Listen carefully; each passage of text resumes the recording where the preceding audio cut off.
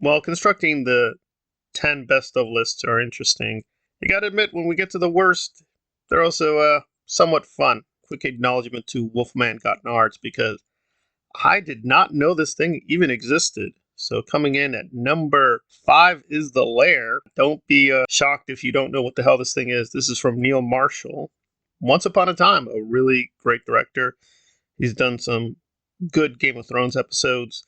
In principle, him coming back to the horror genre should have been celebration, but no, this thing is pretty awful on almost every degree.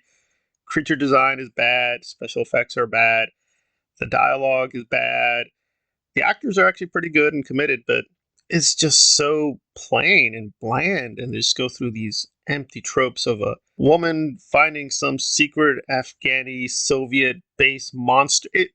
Who cares? It's just an Alien ripoff, but just not as creative. And it's even using some of Neil's old movies too. He's injecting some of his classics into this thing, but I guess you could dismiss this thing as just silly, stupid fun. Again, maybe in another year, literally, this would make maybe the top 10 best of at number 10 or something, but this year was just really good for horror and fantasy, especially in films. There were just an amazing amount of great horror and fantasy films, so this thing is just gonna lose out by the numbers, but boy, it is so sad.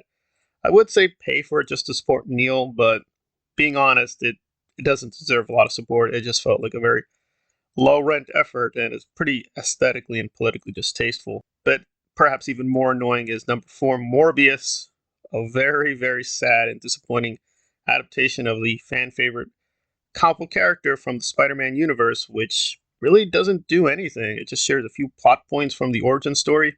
That's about it.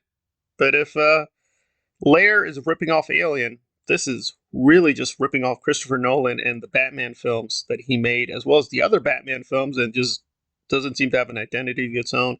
Its plot is really messy and dodgy. The characters really saying even their one note is generous. At least Jared Leto seems very committed. He gave a very passionate performance, but what he's performing, I have not a clue. I'm not even sure what exactly is the theme or moral or even central story. I have no clue. And God only knows trying to figure out where this fits in with the timeline or continuity of the Spider Man universe in films, just the films, is really confusing. So it's just a complete mess. I guess you just enjoy it at the level of just sheer stupidity, but it's kind of boring in my humble opinion. If you can have fun with Morbius, hey, God bless you. And then coming at number 3, the painfully, excruciatingly annoying Halloween Ends. Some people are saying this is a very brilliant auteur project.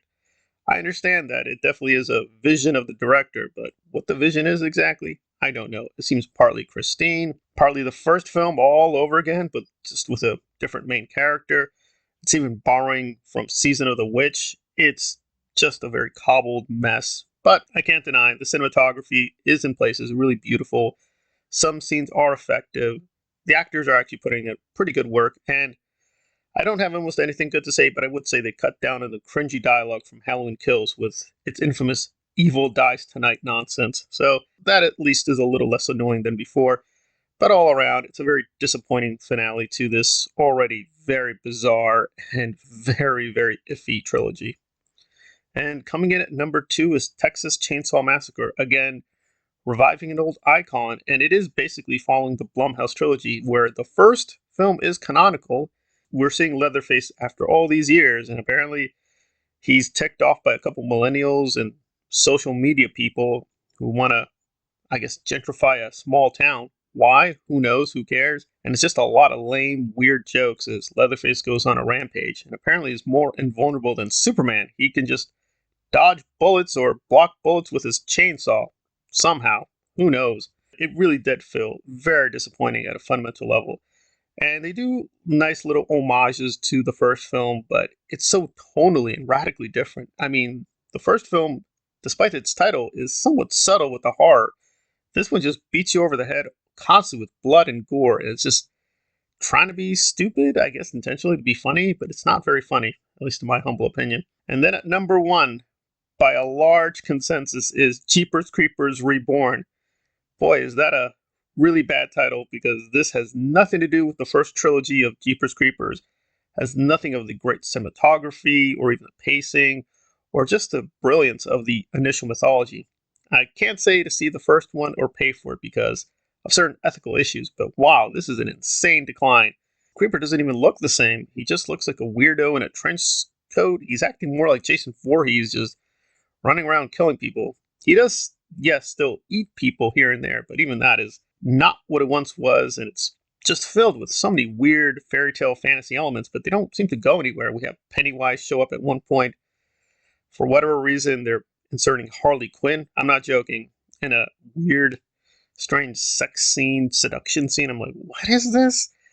And it all culminates in a haunted house kind of real world reality TV show. It's just going nowhere. And the green screen that's all over the place is just annoying. It's just so awful. And aside from a few energetic performances, really, there's no point to see this. This is really one of those genuine 1 out of 10 or 2 out of 10s. It's really, really rock bottom bad. It's just so laughably crazy that you wonder what were they thinking even releasing it. This is just doing a lot of damage to the brand and really is no credit to almost anyone associated. You just feel sorry for the actors. I'm sure they probably had a better script, and for whatever reason, they went with this instead. Hopefully, the new year will not be as disastrous as this last year.